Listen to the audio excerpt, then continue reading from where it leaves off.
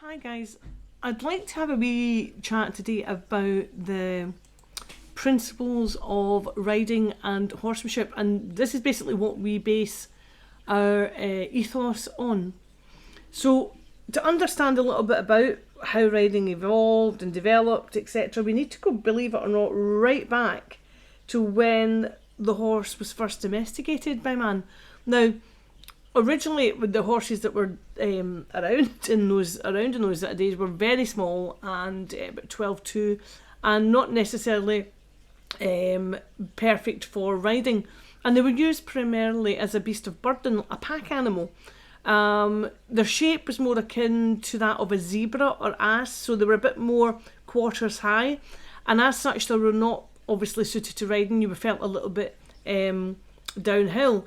So humans began to breed them bigger to be stronger, to carry more, etc. But it also made them easier to ride.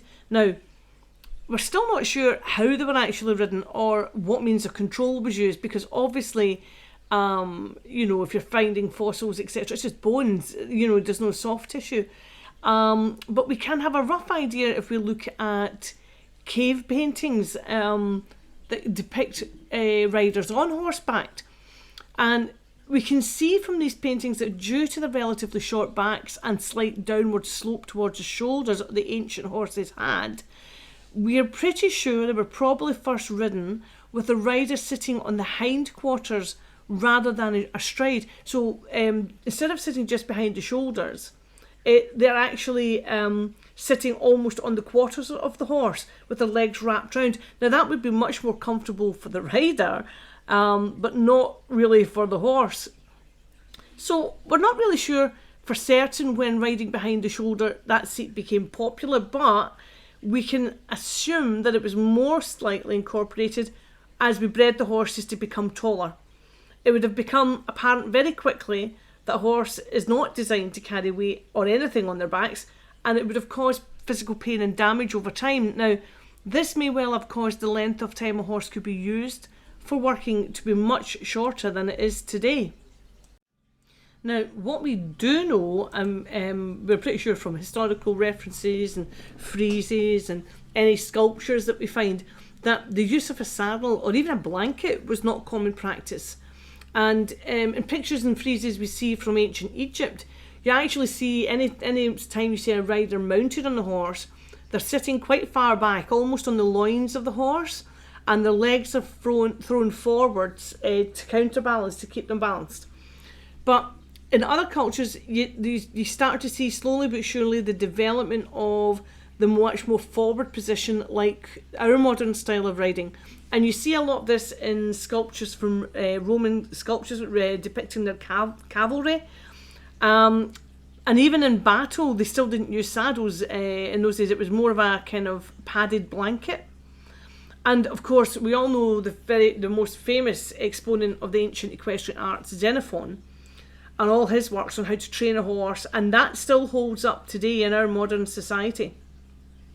But if you were to look at any of the images of ancient riders, either in friezes or in sculptures or wall art, whatever, it is apparent that the horse appears to be very hollow in their back, with their heads held very high, and this in itself is a common reflex action for an animal that is not designed to carry weight on their backs.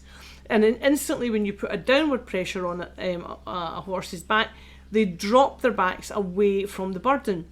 And this is definitely would have had an impact on the horse's ability to work without pain or injury for any length of time, and any resistance from the horse or pain reaction was probably controlled by harsh bitting and brute force. And in fact, if you look at examples of ancient bits, you could almost say they were modern day bits. They can be recognisable as the cavalry curb bit or even a full cheek snaffle. So it's very, very strange that the actual methods of controlling the horse from ancient times has changed very little, and that's quite kind of a bit of an eye-opener, a bit of a realisation. You can also see ancient Roman bits had a twist in the mouthpiece, like the modern day twisted snaffle.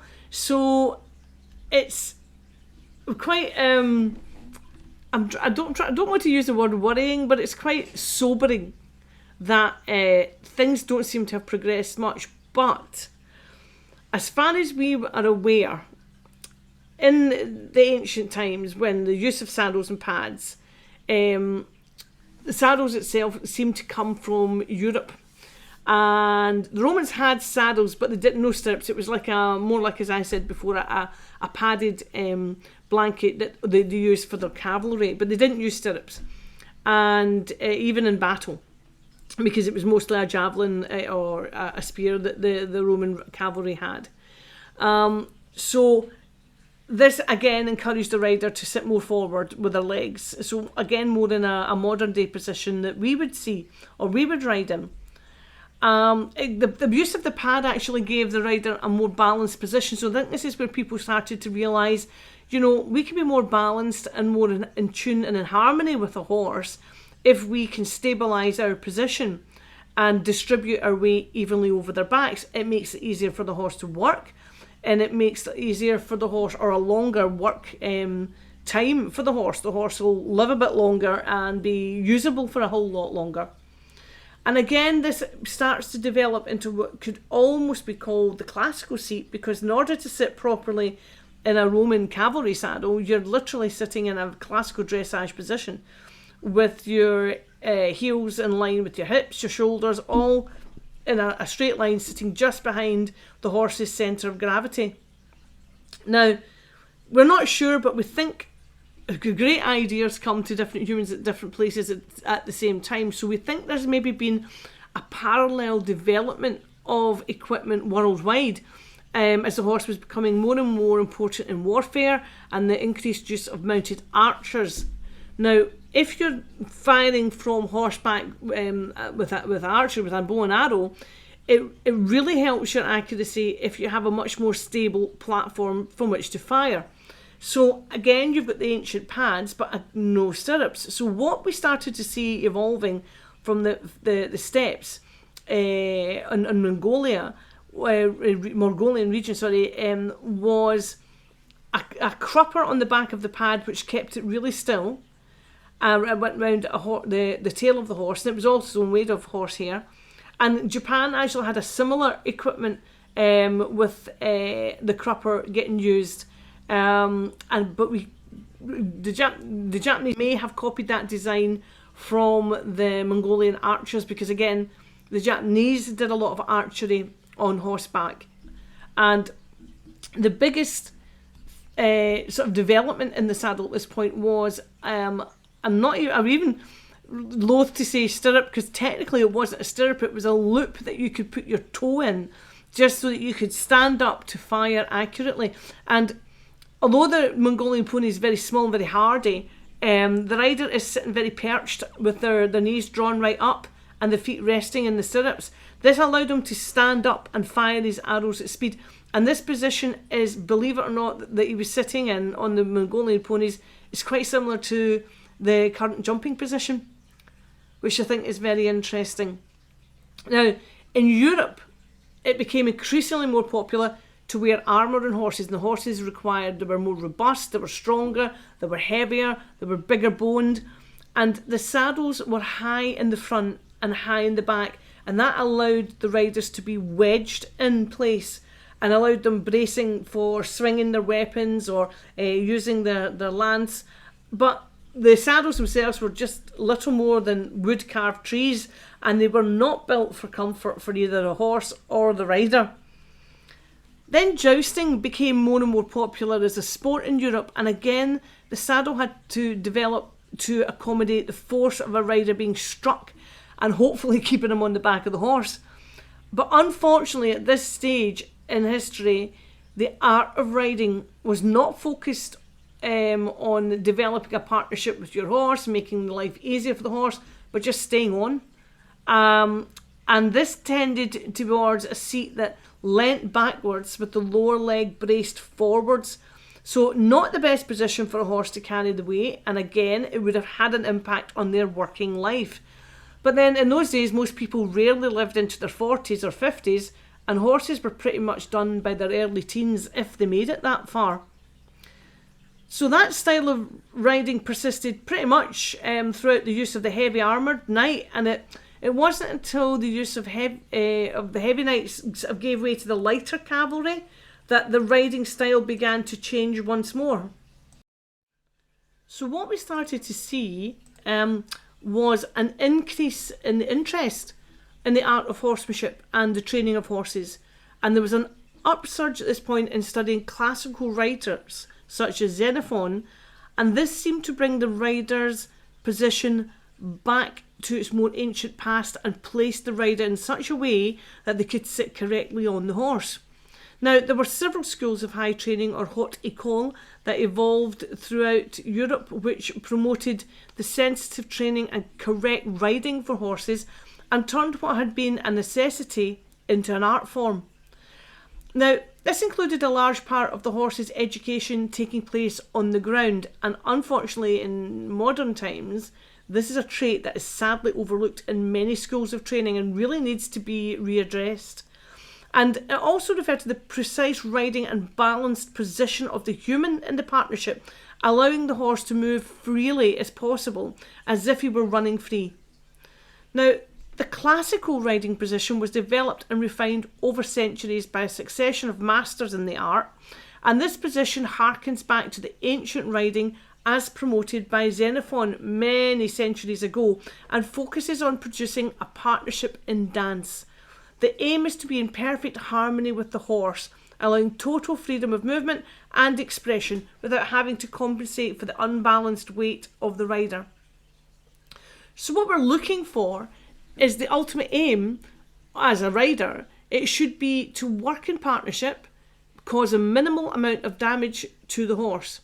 And now I say minimal because sadly, unless your horse is never ridden or worked, there is always some form of extra wear and tear going to happen when we sit on horses. It just is what it is. Our goal as riders must be, and personally I think it's a moral duty of riders, to try and teach the horse as quickly as possible the best way to carry a rider using their muscles and core strength to push against the weight of the rider and minimise back damage. Now, this in itself is a challenge that most of us face in our day-to-day riding, and we all plug away at it and we're all constantly trying to improve it. The horse can't understand why they have to carry out gymnastic exercises to build their muscles. I mean, it makes no sense to them. If you want to imagine if you were forced against your will to go to a gym every day and given a severe workout, even if you were exhausted and sore from the previous exertions, you can understand how the horse will feels. So it's up to the rider to sit as correctly as possible in the most beneficial balance to allow the minimal effects of weight bearing to hinder the horse and gradually build up their equine partner's muscles in a sympathetic and compassionate way. And this takes time and patience on the human's part, with it often taking years of training to produce a light, supple and joyous athlete, free and flowing in their movements. Now, it is clear that the best position to sit on a horse when working on the flat is the classical seat, as we've described, which is the heels deep and in line with the hip, the shoulder and the ear of the rider. You sit on the seat bones of the pelvis, so if you imagine you're standing up, the seat bones are not at the back or the front of your pelvis, but directly underneath parallel to the ground. Now, your core should be supported and supple with the hands light and giving, and this is the ideal way to sit on a horse. However, far too often we see lazy or sloppy riding, and unfortunately we're beginning to accept this as the norm. So, in the past, many horses were not only ridden on the flat, that they were expected to jump obstacles as well, and this promoted an even more bizarre position from the rider as they struggled to stay with an animal that was now leaping into the air and trying to round their backs to clear the fence. So initially, if you were jumping an obstacle, it was easier to lean back, especially when landing, but this tended to place the rider behind the movement of the horse and so caused the animal to jump awkwardly and unbalanced. And you see this if you look at any old paintings of a hunting scene. You'll see all of the riders leaning backwards as they're coming down or over the fence. It was a Captain Federico Caprile who created a style of jumping that has now become the normal position used today, and it was based on the same leg position that the ancient archers used. He found that the shorter stirrup and forward knee could allow the rider to come off the horse's back, thus allowing full freedom of movement, and it involves what is known as the forward seat or 2-point position, because the rider's legs provide 2 points over which the rider's weight is balanced on the horse. This involves the rider centred over his or her feet with the stirrup leathers perpendicular to the ground. And this gives a continuing a line upwards from the stirrup leather. The head and shoulders fall in front of the line, as do the knees, and the hips fall behind it. So if you're in a correct jumping position or jumping seat, it serves 2 purposes. It gives the horse the freedom to jump the obstacle, allowing it to keep the forelegs and hind legs tight, thereby decreasing the chance of a rail down or a fall. It also encourages the horse to bascule or round over the fence, which improves the jumping form and ability to jump higher obstacles. It also provides the rider the support needed to stay out of the horse's way while still maintaining a secure seat, so the horse is less likely to fall on landing. Now, this style of jumping has now become the norm, but in its day, when it was first sort of developed, it was considered quite radical for its age. So, what we want to think about when we're sitting on the horse is, no matter what the discipline is, when you sit on the horse, you must remember that you are causing pain and potential damage. So it is your moral duty as a rider to try to improve your riding and strength to a point where the horse can carry you with ease. This is the meaning of true partnership. Now, sadly, and I hear this very often, and I see this time and time again, where the rider just treats the horse as no more than a motorbike or a bicycle or as some inanimate, unfeeling object that's there to cart them round about the place. And quite often it's said, oh, I don't ride that style, so it won't work. And that's absolute nonsense. Good riding is good riding. A horse is a horse. And as we have seen throughout the ages, it has taken a long time and a lot of experimentation to find the best way to sit and balance with your horse. So these are things I want you to take with you and to think about. And again, I welcome comments in the comments section. Please feel free to do so. And it's thoughts about, why am I riding? What do I want to achieve? How best can I do this for my horse? Because too often we seem to have lost the feeling of what is best for the horse and why we do this, because we love the animal, and we seem to be stuck in the mindset of, it's just a thing, it's just an object, I'll just do it because it's easier for me. Well, being easier for you does not necessarily make it easier for the horse. So these are things I want you to take away and think about and discuss, and please leave comments in the comment section. You guys take care and have a good day.